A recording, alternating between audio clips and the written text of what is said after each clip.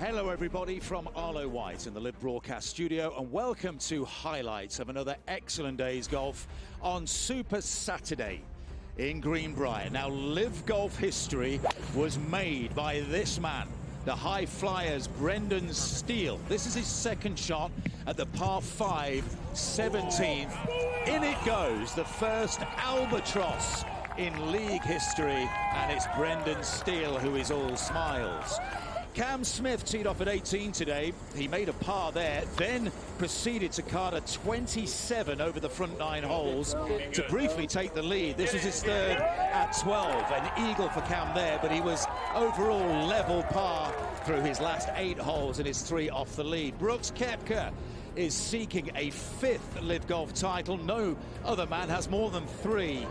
A pair of 64s for Brooks. He's 12 under par. That was his birdie putt at 18. But today was all about Jon Rahm, who is hunting a second straight win in the Live Golf League after his first victory at the JCB in the UK, and he's also hunting down Wako Neiman for the overall title of Live Golf League champion for 2024. A remarkable round of 62 today for Jon Rahm. That was his second into 17. This is his tee shot at 18.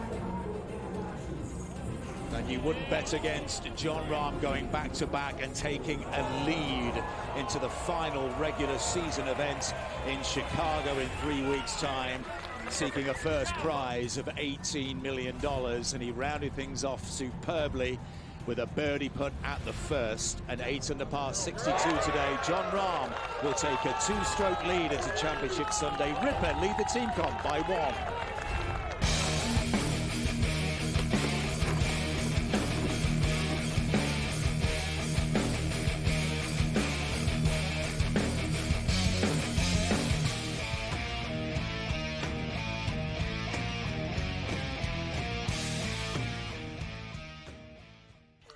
Let's roll. This is SportsRage. I am Gabriel Morency, the pitch, the players, the hustlers, the people, the bust them, and everybody else in between. Let's do this thing. The Monday Night Meltdown has begun. We're locked and loaded. We've got a full house on the program, and countdown to kickoff is officially on. It's game week as Florida State and Georgia Tech will get the party started in Dublin, Ireland on Saturday. The following week, we've got a full slate of big-time heavyweight matchups, and then the following week, we're off and running for real with the National Football League as well. We've got a lot of stuff to unpack tonight on the program. Got a bunch of West Coast baseball games going on, and one set to begin in a couple of moments' time. It's 2-1 for San Diego right now, top of the second inning. They put 3 runs up in the first. Minnesota scored a run in the first, then San Diego responded with a 2 spot. So it's 2-1 right now. Big game for San Diego.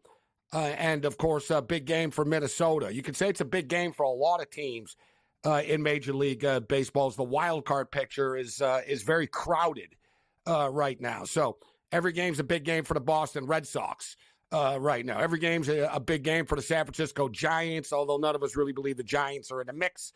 They're 4 games out of a wild card, but this is an opportunity for them. They're hosting the White Sox this week, an opportunity for them to rack up a couple of W's, but it doesn't mean that they will, right? There's nothing automatic. You still have to play the games. Kansas City Royals are smoking hot right now. They've won 4 in a row, and the Royals, this is starting to become a reality right now that the Royals are going to be in the playoffs. Like, they've got a 3.5-game lead right now. There's still quite a bit of baseball left, sort of, but it's hard to catch teams, right? You've got to hope that a team loses like ahead of you 4 or 5 in a row, and you win 4 or 5 in a row. This little we win, they win, we lose, they lose. It's hard to gain ground. That's why, you see Arizona and San Diego as torrid and as good as they've been. It's not easy to catch the Dodgers as long as the Dodgers sort of win 2 or 3 baseball games, right? So the Dodgers get the Mariners tonight, and the Mariners start to fall apart. So the Mariners are a team that they're in a must-win situation. The season is it's just like that. Right? That's what happens at this time of the year, man. All it takes is like a bad week, and next thing you know, you're like, man, we were 2 games up, but now we're 5 games out. And that's sort of the territory right now that Seattle's dancing with. They're in a dangerous spot, and we'll see if the Dodgers can continue to put more nails in their coffin. And these are big-time games for the Dodgers as well. San Diego's not going anywhere. Arizona won tonight. So we'll break it down baseball style The Ranger Red Cam Stewart is off. Joe Madden is in. George Kurtz is in. Mo Khan is in tonight. So we got a triple threat to throw it down. And we got a lot of football talk to get to. We got a lot of everything, actually. There's even like NHL news. Patrick Laine traded from the Columbus Blue Jackets to the Montreal Canadiens. And the Canadiens really didn't give up very much, all things considering. But we are talking about a player in Lanny that, the guy makes nearly $9 million a year. He's always hurt, and he's had off-ice issues before. And I got to be honest with you, I don't really know if Montreal is the best place for you if you've had any sort of issues.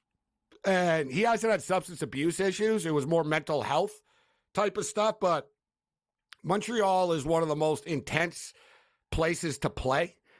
Like if you've had issues playing in Columbus, where, let's be real, like the level of pressure is not the same for a Columbus Blue Jacket as it is for a Montreal Canadian. Like you're walking into a hotbed here, bro. You know what I mean?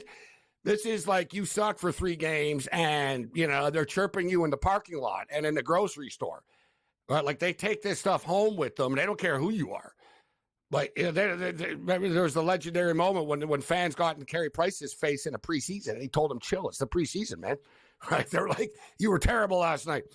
Like they're nuts in Montreal. So I don't know. We'll see how it works out. But from a hockey perspective, it's a nice move for the Canadians. They gave up Harris and, they add a potential 30-goal scorer to their lineup because he does have a lot of skill when he plays, but he often doesn't play.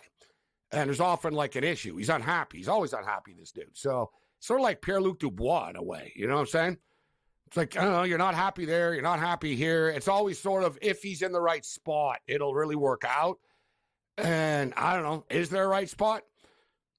We'll break it down tonight. We'll keep an eye on all these Major League Baseball games tonight. So as far as the Dodgers are concerned, the number keeps climbing. They were like minus 130 a couple hours ago. It's minus 155 right now. I thought it was a little light, to be honest. I saw it at 30. I know Woo's a good pitcher. Stone is on the hill for the Dodgers tonight. So I played the Dodgers, and we played the under as well. Right, so we know that Woo's a very good pitcher. Stone is young but still good, and I'd be surprised if this game turned into a track meet. It doesn't mean that it won't come close. The number is set at 8 right now, so I don't know if we get to 9. Maybe it's a push, but we played the under and we played the Los Angeles Dodgers. I played the Twins as an underdog, plus 150. I played the under 7 in this game, or 7.5. I think it was 7.5. And that's not good. It's not looking good right now. Yeah, I got a 7. Yeah, I'd say it's a little bit of trouble. 3 runs already. We're in the second inning. But I put the same amount on the Twins at plus 150. So if the Twins were able to win this game, it was almost like not a homer bet, but kind of in a way that, San Diego's trying to catch the Dodgers. Dodgers are playing right now at the same time as San Diego. Minnesota need to start winning baseball games. I saw the plus 150. And put it this way, I want Minnesota to win the game, so I decided to jump in on them. They have the bases loaded right now. There's 1 out, but they do have the bases jacked. Looks like Castro's coming up for the Twins. 5 days until college football, Florida State and Georgia Tech. I'm excited for this football game. Right? Every journey begins with the first steps. Every marathon. Right? You can't run the marathon until you take the first step, right? Yeah, it's 26 miles later, but we said the same thing about the preseason when it started, the Hall of Fame game. And here we are now. It's only 1 week left of this stuff, and then you got college football, as I stated, and this is sort of the baby steps and the first steps for college football this Saturday. And then the following Saturday, it gets real. We're going to be in Las Vegas, Nevada, entering the Circa Millions and the Survivor, the Superbook contest, and we're going to do the rounds on Saturday, watch the games, then go to LSU and USC on Sunday, and then we'll be back on the air on Tuesday, ready to go, as it will be 48 hours away from the start of the National Football League season with the Baltimore Ravens and the Kansas City Chiefs. I'm sure the Chiefs are very thankful that the Buffalo Bills hooked them up with Xavier Worthy, and Worthy's killing it, racking up bomb touchdown passes. One of the most ridiculous things, like, ever. Like, seriously. Like, I really, if you look at the Buffalo Bills, we want to say, you know what, maybe no one's talking about them. They're kind of a dark horse. They're coming into the year. They got a shot. Yeah, they do. It's true. They do. But for the love of God, like, I don't think a lot of people realize that the Buffalo Bills traded their draft pick to Kansas City, who they used to draft Patrick Mahomes, okay? So the Buffalo Bills have already screwed themselves over by hooking up their arch rival, one of the greatest quarterbacks that ever played the game. And then years later, they decide to, you know what? Kansas City really likes this wide receiver. Why don't we trade our draft pick to them so they can get even better? Really? You got to be kidding me. And I can't wait. And I said it at the time when it happened. I can't wait until the Bills play the Chiefs like they do every year. They're going to play them this year. And watch, Xavier Worthy is going to score a touchdown. There's going to be a big touchdown in the game. And what the hell is Brandon Beane going to have to say about it after the fact? Well, we don't concern ourselves with what other teams want to do. Yeah, that's all fine. If that other team doesn't happen to beat you every damn year in the playoffs, you know what I mean? If you're the Buffalo Bills, you don't care what the hell the Tampa Bay Buccaneers are up to. Fine, I get that. What are the Carolina Panthers doing? Who cares? They're in another conference. Team is beating you all the time. You got to care. Bring it.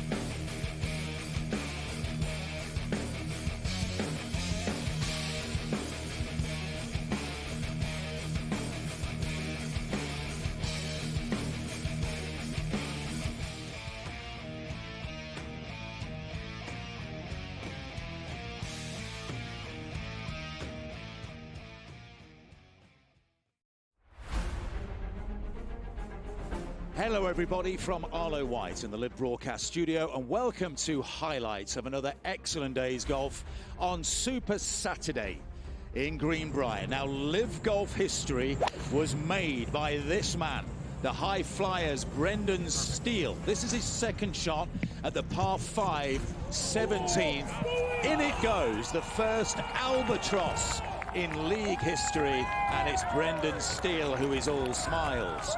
Cam Smith teed off at 18 today. He made a par there, then proceeded to card a 27 over the front 9 holes to briefly take the lead. This is his third at 12. An eagle for Cam there, but he was overall level par through his last 8 holes and his 3 off the lead. Brooks Koepka is seeking a 5th Live Golf title. No other man has more than 3. A pair of 64s for Brooks. He's 12 under par. That was his birdie putt at 18. But today was all about Jon Rahm, who is hunting a second straight win in the Live Golf League after his first victory at the JCB in the UK, and he's also hunting down Wako Niemann for the overall title of Live Golf League champion for 2024. A remarkable round of 62 today for Jon Rahm. That was his second into 17. This is his tee shot at 18. And you wouldn't bet against Jon Rahm going back-to-back and taking a lead into the final regular season event in Chicago in 3 weeks' time, seeking a first prize of $18 million. And he rounded things off superbly with a birdie putt at the first, an 8 under par 62 today. Jon Rahm will take a 2-stroke lead into Championship Sunday. Ripper lead the team comp by 1.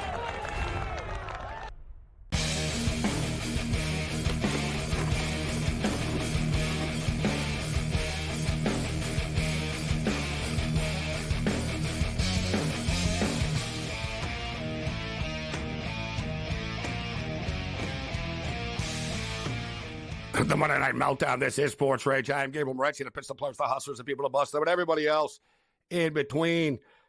I'm not going to say football is back because football has been here. There's been CFL football going on a weekly basis for 11 weeks now. And it's been a very entertaining season. We'll get to that. But, NFL preseason is just sort of marching forward right now. We've been crushing it, just betting these unders. And now we got college football set to begin. We got 4 games. They dropped a couple of more. Hawaii playing Delaware State in Hawaii on the islands in the late night hours. We've got Montana State and New Mexico is kind of an intriguing game. Bronco Mendenhall, now the head coach of the New Mexico Lobos. So we'll go over the point spreads, including Georgia Tech and Florida State. Of course, Florida State last year ran the table in the regular season, won their conference championship game, got left out of the playoff because they had so many injured players. The committee didn't feel that they were the same team as they were. And Alabama got in instead. And, of course, we saw Alabama and Michigan played a classic in a Rose Bowl last year. Speaking of Alabama, I've got some thoughts on him a little bit later on.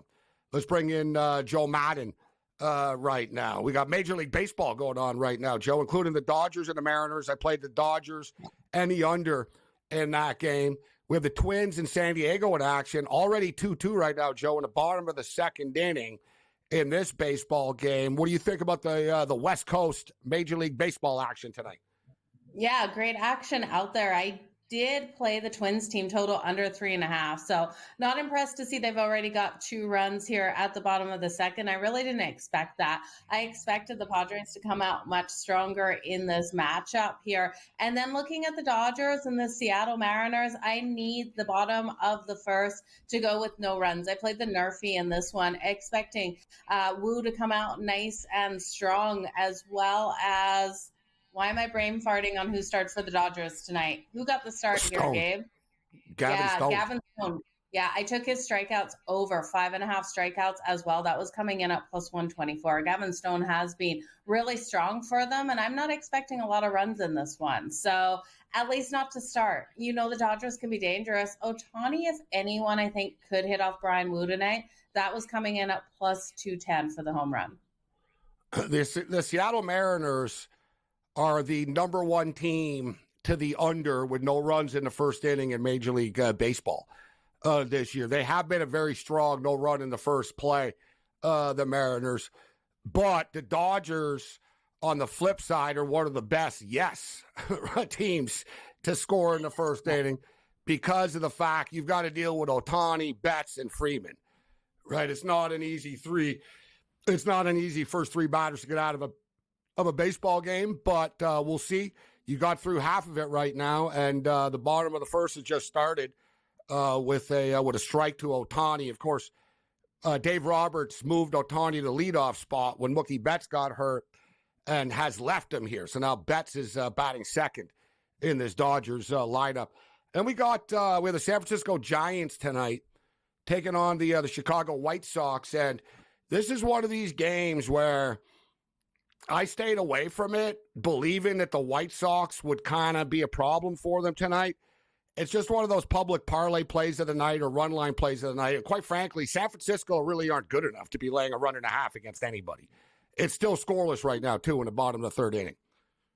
Yeah, and Cannon has come out a lot stronger than I expected him to come out in this one, Gabe. You look at him and he's had his struggles over the season. I expected the Giants, even though they're a team that can really offensively show up one night or not the other, I did expect them to be able to get the runs on him. So instead of laying the 1.5 on that run line, I did play the Giants over 4.5 runs at minus 115. I also played Chapman for the RBI coming in at plus 115. I expected them to have some sort of success, but I couldn't trust the Giants here with Harrison coming out. He's 6-5 on the season, 4.14 ERA.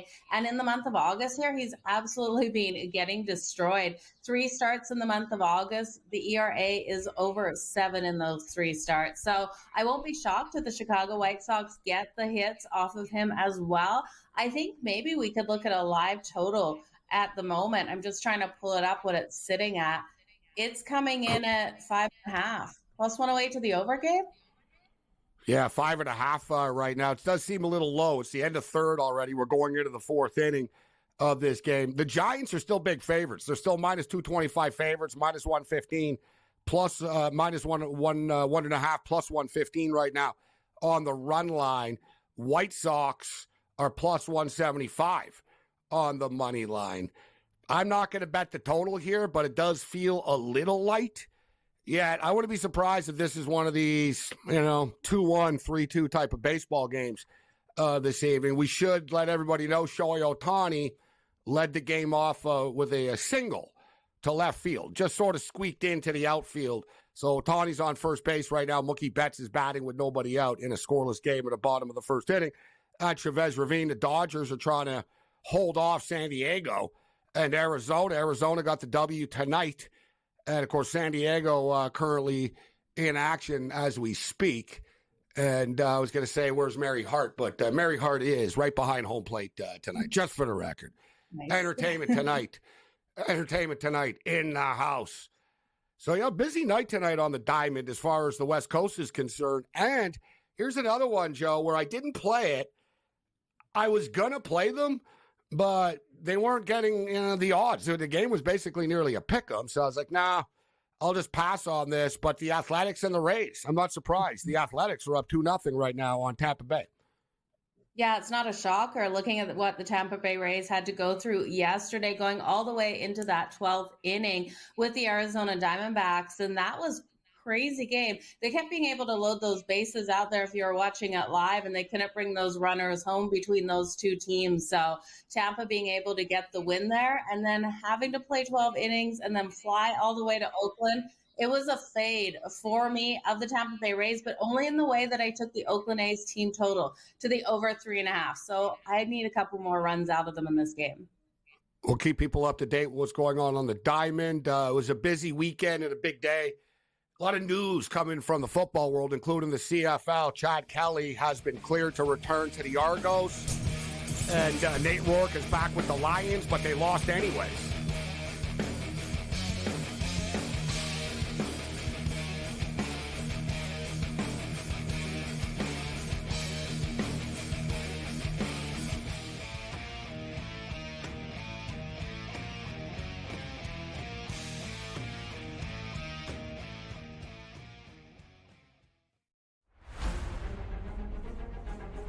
Hello everybody from Arlo White in the Live Broadcast Studio, and welcome to highlights of another excellent day's golf on Super Saturday in Greenbrier. Now, Live Golf history was made by this man, the high flyers Brendan Steele. This is his second shot at the par 5 17th. In it goes, the first albatross in league history, and it's Brendan Steele who is all smiles. Cam Smith teed off at 18 today. He made a par there, then proceeded to card a 27 over the front 9 holes to briefly take the lead. This was his third at 12. An eagle for Cam there, but he was overall level par through his last 8 holes and his 3 off the lead. Brooks Koepka is seeking a 5th Live Golf title. No other man has more than 3. A pair of 64s for Brooks. He's 12 under par. That was his birdie putt at 18. But today was all about Jon Rahm, who is hunting a second straight win in the Live Golf League after his first victory at the JCB in the UK, and he's also hunting down Wako Neiman for the overall title of Live Golf League champion for 2024. A remarkable round of 62 today for Jon Rahm. That was his second into 17. This is his tee shot at 18. And you wouldn't bet against Jon Rahm going back-to-back and taking a lead into the final regular season event in Chicago in 3 weeks' time, seeking a first prize of $18 million. And he rounded things off superbly with a birdie putt at the first. An 8 under par 62 today. Jon Rahm will take a 2-stroke lead into Championship Sunday. Ripper lead the team comp by 1.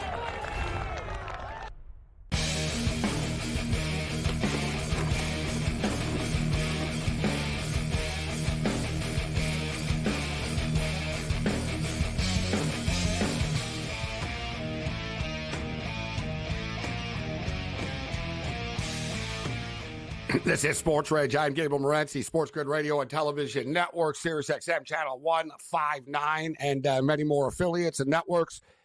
Shout out to everybody wherever you are joining us tonight on the grid. So good call by Joe Madden. It's scoreless after 1 inning at Dodger Stadium with the Mariners and the Los Angeles Dodgers. So I mentioned it was a big weekend, big day in the CFL. Chad Kelly was suspended by the league and by the Argonauts for the first 9 games of the season. It turned into 10. He had to be cleared by the league to come back. And nobody really knows what he ever did. This is the thing as well, which the CFL has handled this horribly, in which it's something of a harassment and a sexual harassment situation with a team employee. But we don't know the exact details. And, should we? Maybe we shouldn't know everything, but we should know more so people could judge whether they want to support the team or not still, right? Like the Argos, Joe, they're putting people in a weird spot. I mean, the guy could be a massive creep, but we don't know because I don't really know what he did. Like no one does, right? Oh, confidentiality, and nobody ever really reported it. It was inappropriate advances towards a team employee. So I think he basically, not just once, but for a long period of time, made one employee feel very comfortable. And she was one of the physical trainers, I believe, too. So he's a good player, though, Joe. So I guess Pinball Clemens is their president, who's a very, good guy and clean-cut guy. So I'm somewhat surprised that they didn't say, you know what? Let's just move on. So we don't have to worry. Let's just take the high road here and move on. So it doesn't look like we don't care. But at the same point in time, I don't really fully know what he did. So, but I'm not saying that to defend him. I'm saying that they should tell us so we can actually judge whether we want this guy in our league or not, Joe. And last thing, too, Chad Kelly's got a big track record in the past of things. There's a reason why he's not in the NFL right now. There's a reason why he was at multiple colleges before. There's always stuff that's happened, right? So it's hard to fully believe that, oh, yeah, you know what? This is a crazy story. Not really, because there's been crazy stories about him before in the past, and that's why he's on the Toronto Argonauts now. But what do you think about it, Joe? It's a sticky situation, Gabe. You said it. We don't know enough information to really judge why he was suspended, and now they're allowing him back. So I think without the lack of information, I can't judge it. Was it him continuously asking this personal trainer for a date? Was it something as harmless as that, where he was joking and saying that? No, it was more than that. There was. Yeah. Because look, Claire Hanna, who covers the CFL today, has spoken to the victim, and she said today that she was shocked and triggered and stuff. They couldn't believe it, but we've seen this in sports time and time again. So it's not shocking, right? I'm not surprised. I thought they were going to kind of bring him back, to be honest. You know what's crazy though, Joe? If they were better, they probably wouldn't bring him back. It's one of those deals. They were struggling at the quarterback position. If they had another stud QB, they'd probably say, you know what, let's just move on. He makes a lot of money. He has baggage. Let's just move on. But they're struggling. So, right? They're not doing great. And their quarterback play is average without him. So they're and they won the Grey Cup with him. So they're we'll take the bad publicity for a couple of days, and people will forget about it. Something else will happen in the news cycle. And they'll move on. As far as how many chances does he have? Right? How many more chances is the league going to give him? Because the NFL's done with him. This will be it, and this will be it. Well, with the Denver Broncos, he got all lit up and drunk at Brian Greasy's Christmas party, and he broke into someone's house. He ended up somehow drunk and passed out in someone's bed or on their couch type thing, but it was a couple of houses down from where he lived. All right. You got drunk, but I've never done that before. I've never done that either, Gabe. Right? I've been in Vegas before and had to go to the lobby and ask them, listen, I forget what floor I'm on and I lost my key. I've had that happen. What room am I in? What room? Oh yeah, okay. Oh, it's 813, not 1813. That's right. I've done a few things like that, but I've never somehow went into someone's house and passed out, right? But see, it's kind of harmless in a certain way, but there's been other things too.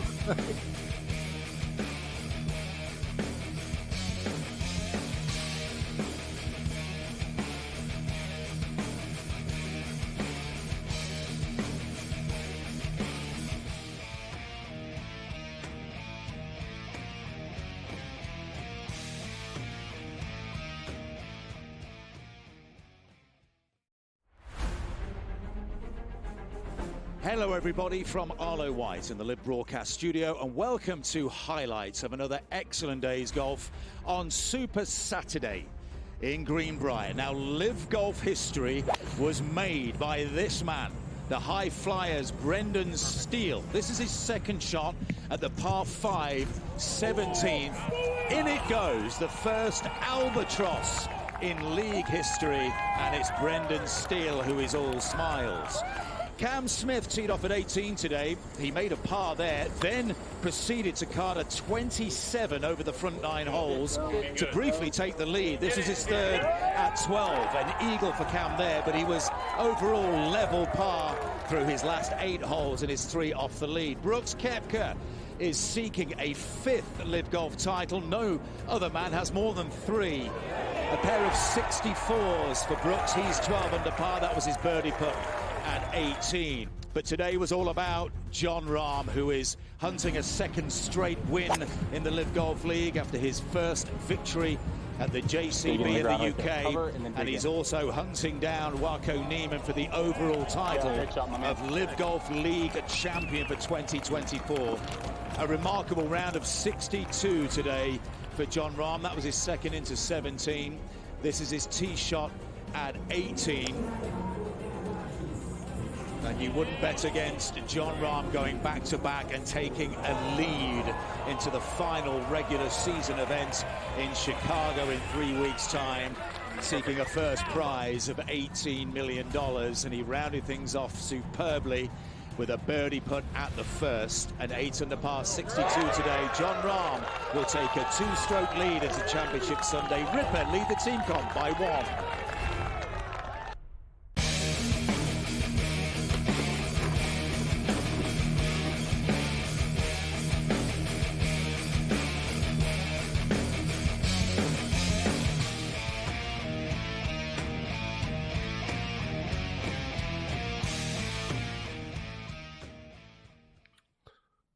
This is SportsRage. I'm Gabriel Morency, the Pistol Players, Hustlers, people, the bus, and everybody else in between. We're throwing it down a Monday night meltdown.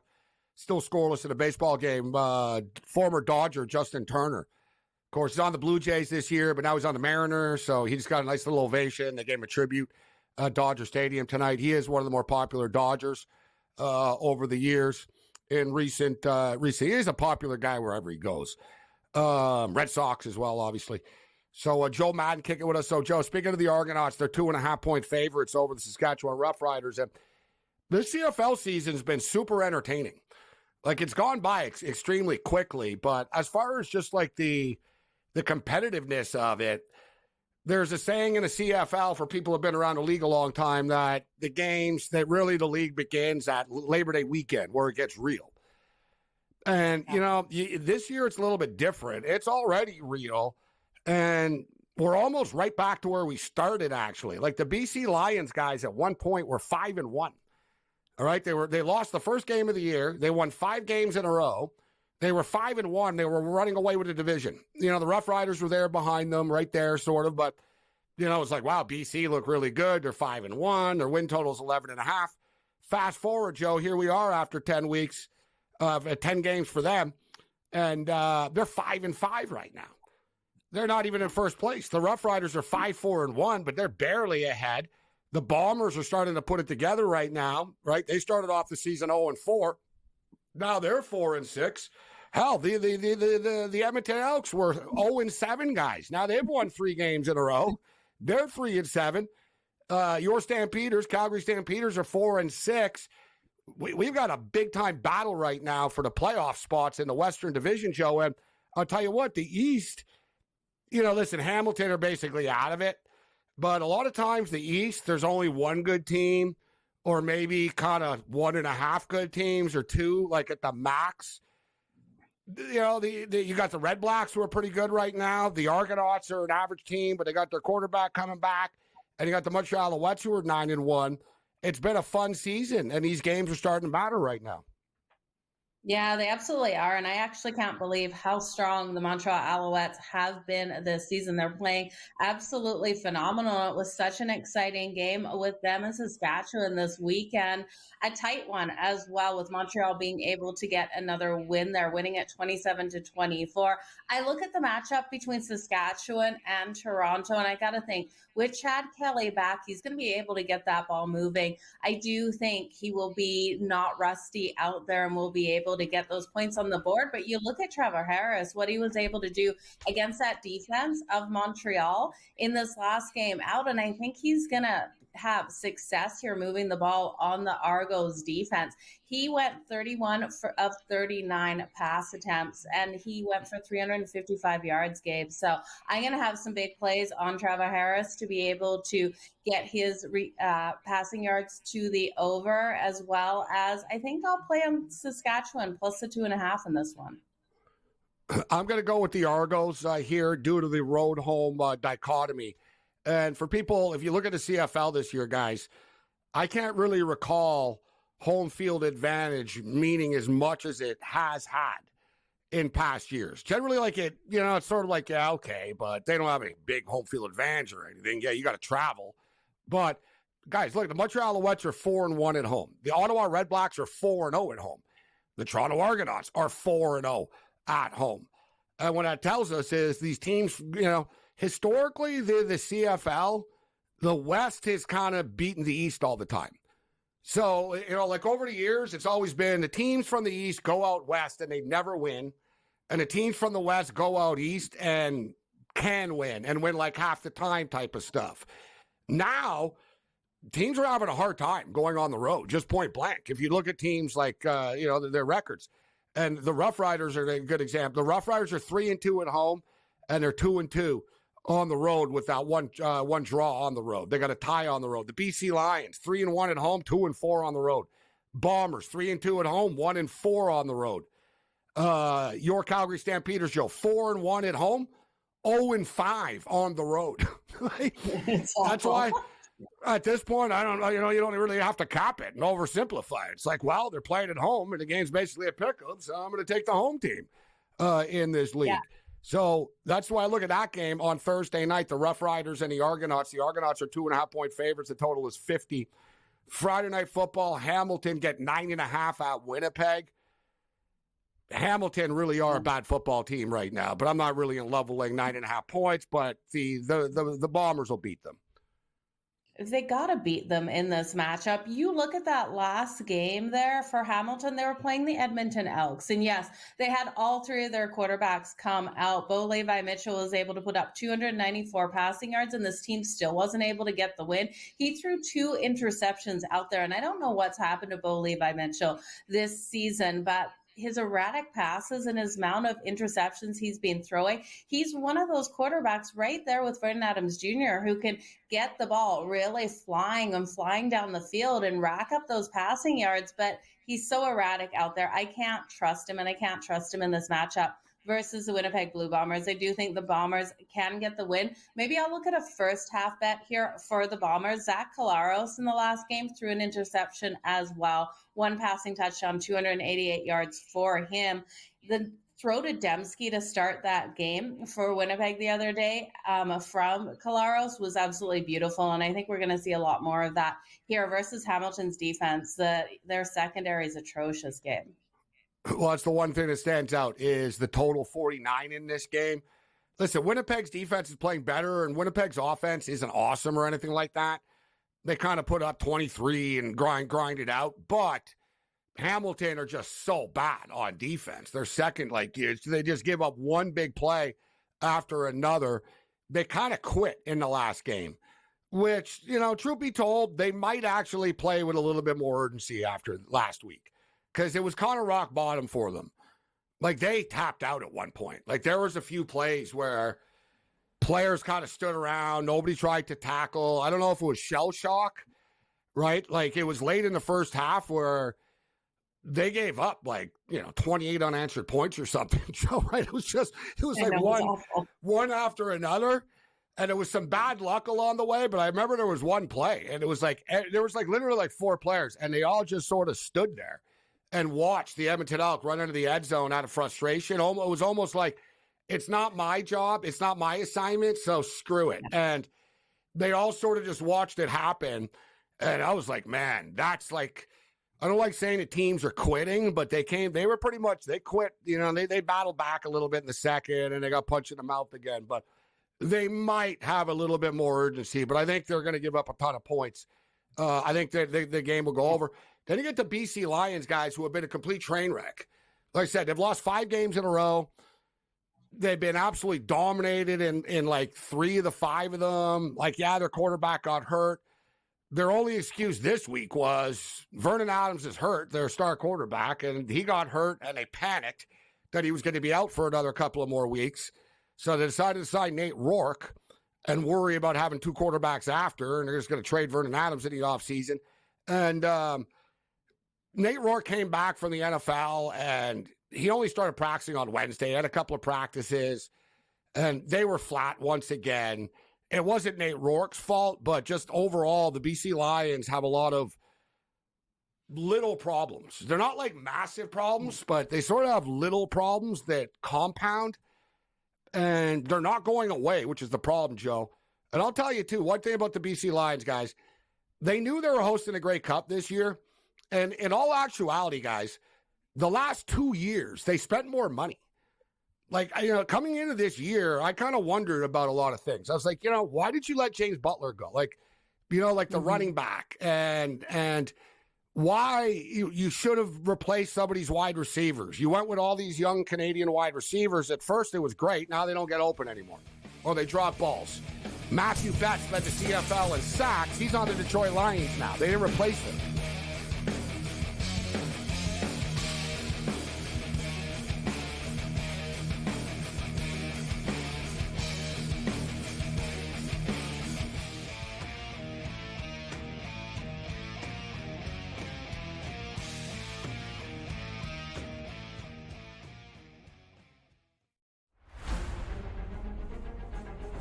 Hello everybody from Arlo White in the Live Broadcast Studio, and welcome to highlights of another excellent day's golf on Super Saturday in Greenbrier. Now, Live Golf history was made by this man, the high flyers Brendan Steele. This is his second shot at the par 5 17th. In it goes, the first albatross in league history, and it's Brendan Steele who is all smiles. Cam Smith teed off at 18 today. He made a par there, then proceeded to card a 27 over the front 9 holes to briefly take the lead. This was his third at 12. An eagle for Cam there, but he was overall level par through his last 8 holes and his 3 off the lead. Brooks Koepka is seeking a 5th Live Golf title. No other man has more than 3. A pair of 64s for Brooks. He's 12 under par. That was his birdie putt at 18. But today was all about Jon Rahm, who is hunting a second straight win in the Live Golf League after his first victory at the JCB in the UK, and he's also hunting down Wako Niemann for the overall title of Live Golf League champion for 2024. A remarkable round of 62 today for Jon Rahm. That was his second into 17. This is his tee shot at 18. And you wouldn't bet against Jon Rahm going back-to-back and taking a lead into the final regular season event in Chicago in 3 weeks' time, seeking a first prize of $18 million. And he rounded things off superbly with a birdie putt at the first. An 8 under par 62 today. Jon Rahm will take a 2-stroke lead into Championship Sunday. Ripper lead the team comp by 1.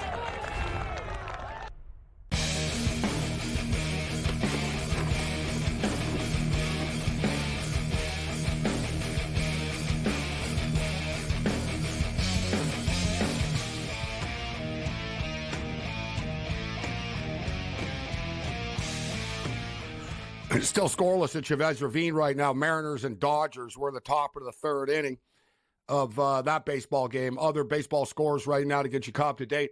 4-4. The Houston Astros and the Red Sox are tied right now. The Astros have a couple of runners on, but there's 2 out. Still scoreless. Now we're going to the top of the 5th inning. We're still scoreless. We're at the top of the fifth. The White Sox have a runner on second, but there's two up. That in-game total is now 4.5 there. San Diego have broken it open, unfortunately, for me. 5-2 right now, Joe. End of 3. There's been a lot of runs here. So we're already up to 7 after 3 innings of play.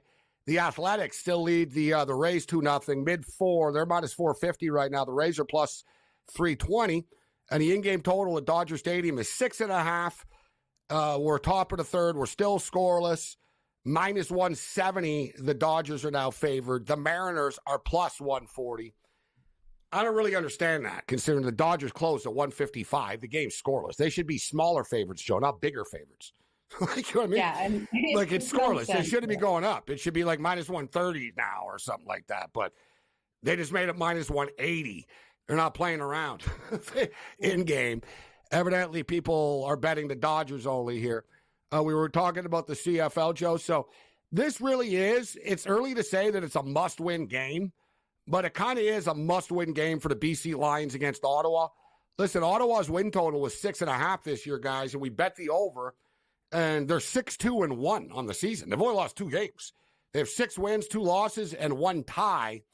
Their schedule has been very favorable for them, though. They played a lot of the bad teams, like back-to-back. And Ottawa have been really lucky this year in that it seems like every week they play somebody with a backup quarterback or on 3 days rest, or like the schedule gets tougher for Ottawa as the season goes on. But people have been saying that about them for a month, Joe, and they keep winning football games. So at some point, people need to tip their cap to Ottawa, and they don't get a lot of respect, as we see. They're a 6-2 football team at home, getting 2 points against a team that's lost 5 games in a row. That's crazy. Yeah, it is completely crazy that the books are not giving them more respect, but I think there's a good reason behind it. You nailed it on the head, the scheduling situation for some of these teams. I even look back to the game that they played versus Calgary in Ottawa. It was a clear sandwich game for the Calgary Stampeders. They were coming off a huge win. I can't remember who they had just beat. And then they had the Argos on deck in their next game at home, and Calgary struggles on the road. So that's one loss that I clearly look for Calgary to have lost that, and Ottawa really shouldn't have won. But if Calgary was in a different situation, I thought they would have. That being said, they just did beat Calgary as a 3-point dog this weekend. So this team is finding a way to get those wins.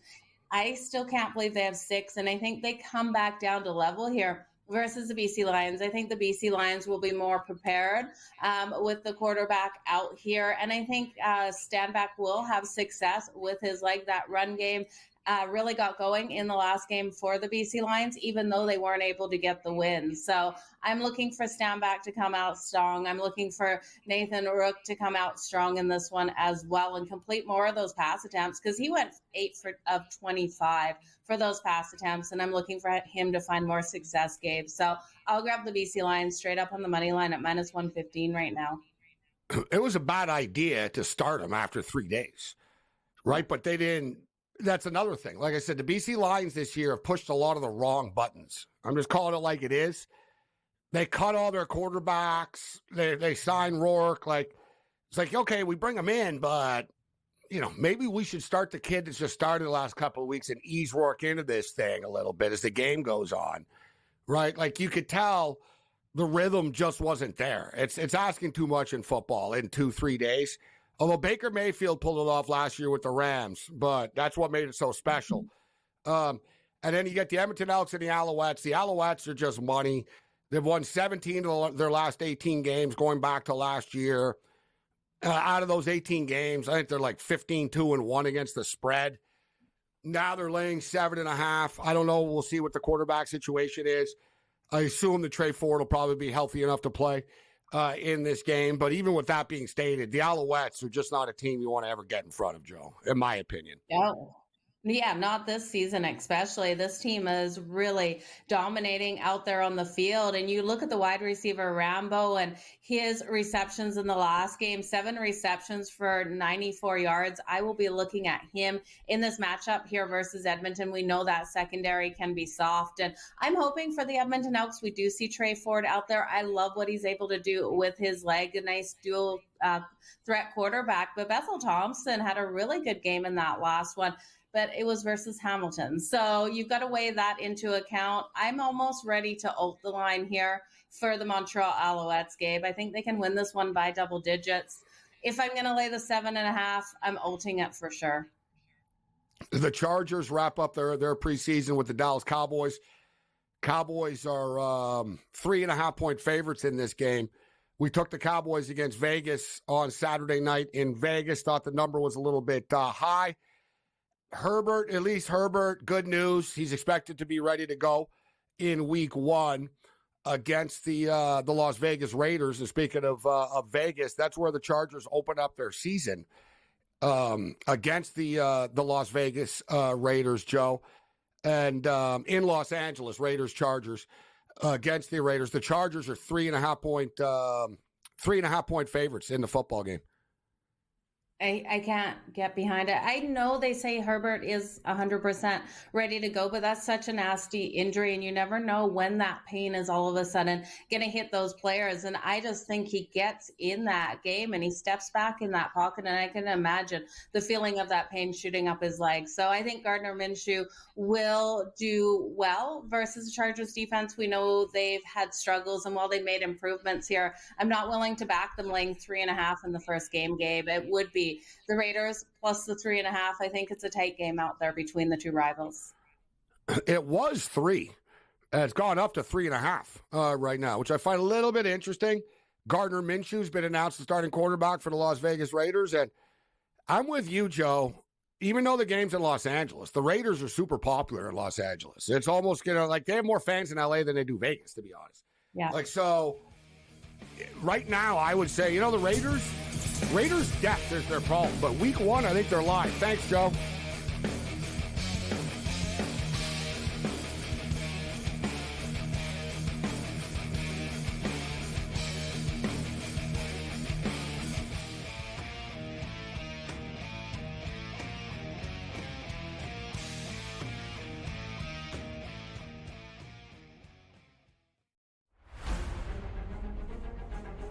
Hello everybody from Arlo White in the Live Broadcast Studio, and welcome to highlights of another excellent day's golf on Super Saturday in Greenbrier. Now, Live Golf history was made by this man, the high flyers Brendan Steele. This is his second shot at the par 5 17th. In it goes, the first albatross in league history, and it's Brendan Steele who is all smiles.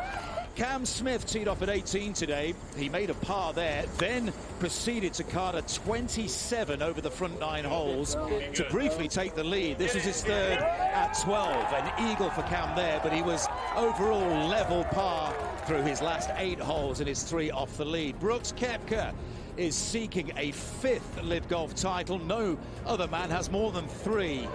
A pair of 64s for Brooks. He's 12 under par. That was his birdie putt at 18. But today was all about Jon Rahm, who is hunting a second straight win in the Live Golf League after his first victory at the JCB in the UK, and he's also hunting down Wako Niemann for the overall title of Live Golf League champion for 2024. A remarkable round of 62 today for Jon Rahm. That was his second into 17. This is his tee shot at 18. And you wouldn't bet against Jon Rahm going back-to-back and taking a lead into the final regular season event in Chicago in 3 weeks' time, seeking a first prize of $18 million. And he rounded things off superbly with a birdie putt at the first, an 8 under par 62 today. Jon Rahm will take a 2-stroke lead into Championship Sunday. Ripper lead the team comp by 1.